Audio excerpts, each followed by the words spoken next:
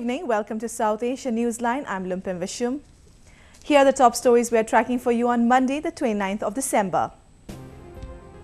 India summons Pakistan envoy over court order suspending detention of 2611 mastermind. Army used Pakistan Taliban for proxy wars in India, says militant leader. And Sri Lanka continues to battle with flash floods as death toll crosses 20.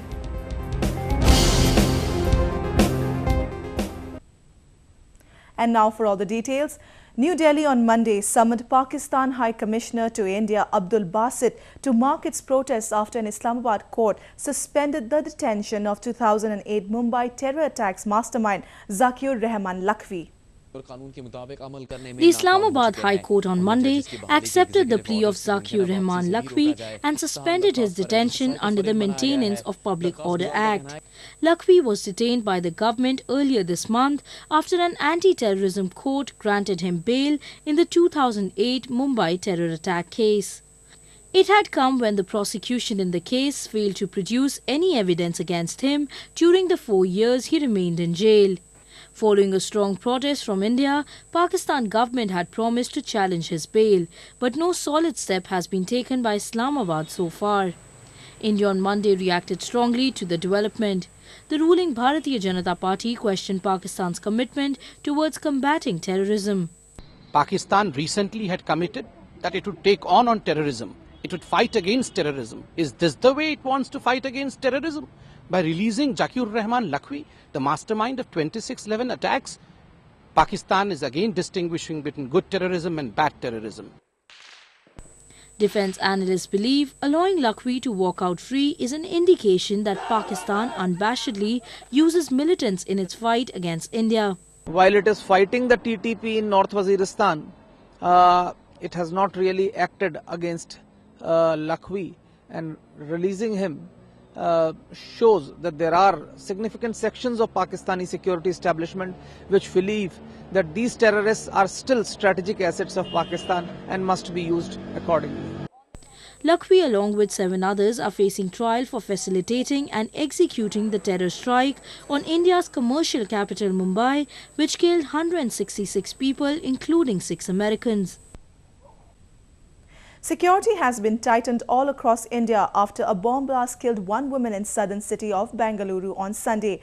The country's Interior Ministry has called the incident an act of terror, but no militant group has claimed responsibility for the attack so far. A report.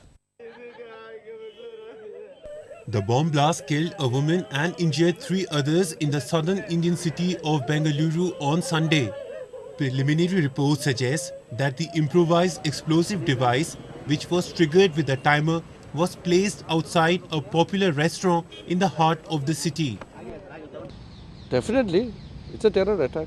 We have to upgrade the security apparatus. We have to increase the level of alertness. Over the past 6 years, the city, formerly known as Bangalore, has been hit by several blasts, the worst being the explosions in 2008, which left over a dozen injured. Some security experts feel the latest attack was most likely the work of the dreaded Indian Mujahideen, a group responsible for most of the previous strikes in the region. All indication shows, that it is one of those typical IDs, used earlier by Indian Mujahideen.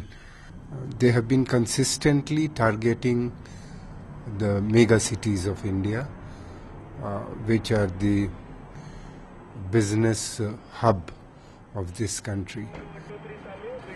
Meanwhile, in the aftermath of this attack, the authorities have stepped up security in all vulnerable cities in the wake of ongoing year-end festivities. Afghanistan has been put on high alert to ward off any terror incident after the NATO troops withdrew on Sunday. The country has been reeling under increasing Taliban violence in the light of a security vacuum. Security has been stepped up all across Afghanistan ever since the foreign troops withdrew. Police armed with automatic weapons were seen searching vehicles and individuals on the streets to avoid any kind of suspected militant activities.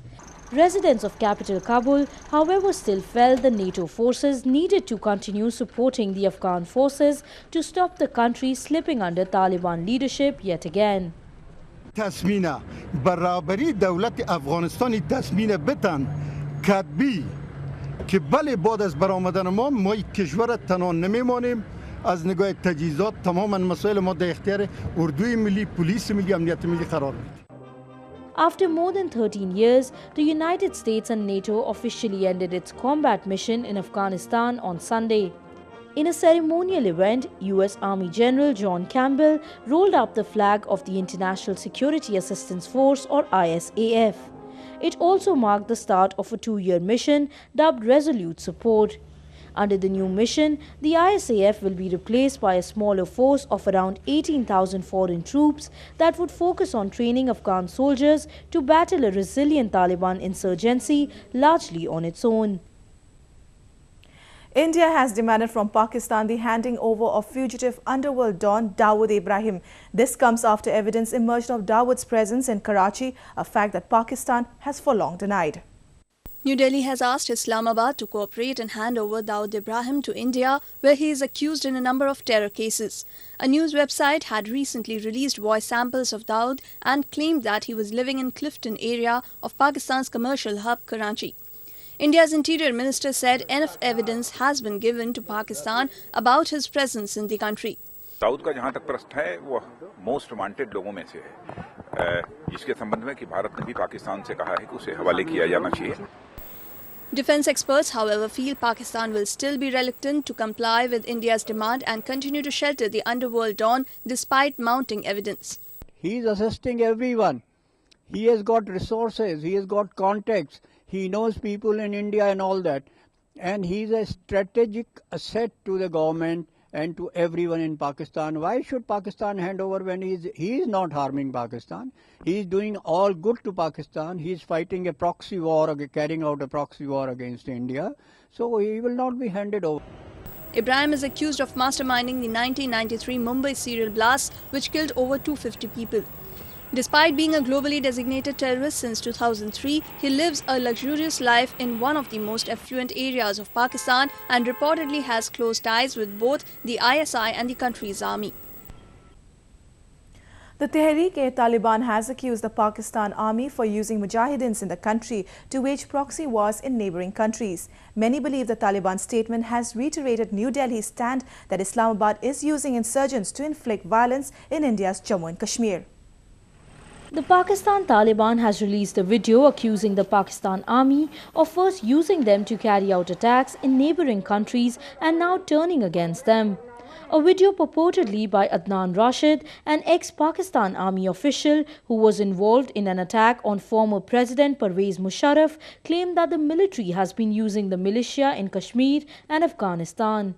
It also accused army and the ISI of large-scale atrocities in Bangladesh during the 1971 Liberation War. Rashid goes on to state that the army, which used the tribals as a cover to attack India in 1948, is now killing thousands of youth and activists in Balochistan. The 15-minute-long video also blamed Pakistan of using jihadis and later terming them terrorists. Reacting on the statement, India said the TTP's claims have vindicated its long-standing accusation of Pakistan using militants to fight in Kashmir. Tehreek-e-Taliban's statement only proves the contention, proves the statements that Indian government had always made. We have always held the view that the cross-border terrorism is actually perpetrated by individuals who are trained, supported, sponsored and funded by the Pakistani army. I think Tehreek-e-Taliban statement only confirms this. The video comes at a time when the Taliban is facing a massive crackdown across Pakistan following the Peshawar Army school attack this month, which killed 142 people.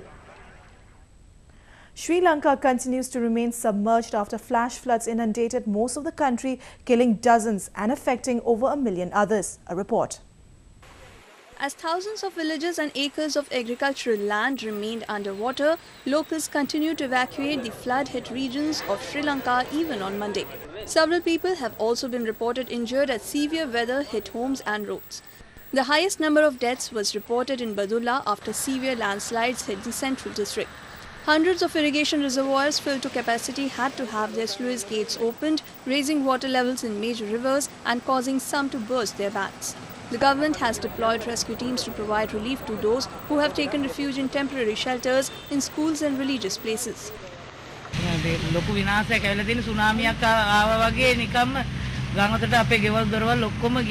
The calamity began last week after heavy rains lashed north, central and eastern provinces of Sri Lanka. Other countries like Thailand and Malaysia also continue to reel under the disaster as more than 200,000 people across the three nations have become homeless. The floods and mudslides that followed left 21 out of 25 districts of Sri Lanka inundated. The disaster, believed to be one of the worst in the last 50 years, is also disrupting the campaign for upcoming presidential election in the island nation due on January 8th. An intense cold wave has gripped all across North India as temperatures continue to plummet. Road, rail and air transport has been thrown out of gear. New Delhi continued to shiver under biting cold, making life difficult. The national capital recorded a temperature of 2.6 degrees Celsius on Sunday, a lowest in 5 years. The thick blanket of fog that has engulfed the region has affected road traffic adversely. Air and rail traffic also continue to remain hard hit.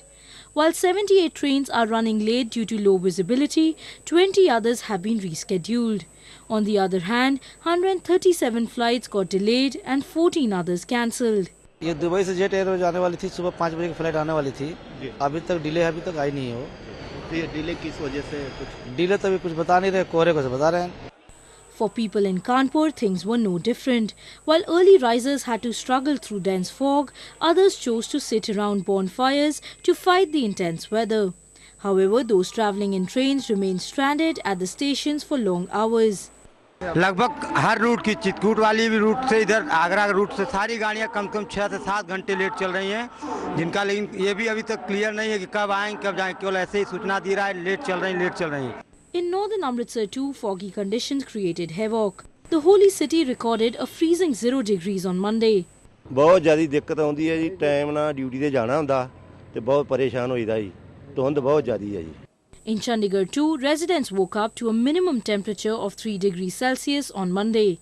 As dense fog prevailed in the state of Punjab, visibility was reduced to less than 50 meters at some places. Those visiting tourist places like Agra had to brave the shivering cold. Over a dozen people have died overnight in northern Uttar Pradesh as cold wave kept the province under its grip. Heavy snowfall and chilly winds in the Himalayan regions is said to be the reason behind a drastic dip in temperatures all across North India. Met officials have said there will be no respite as the cold wave and foggy conditions will continue for the next few days. Well, that's the way it was in South Asia this evening. Before we conclude the top stories once again. India summons Pakistan envoy over court order suspending detention of 2611 mastermind. Army used Pakistan Taliban for proxy wars in India, says militant leader. And Sri Lanka continues to battle with flash floods as death toll crosses 20.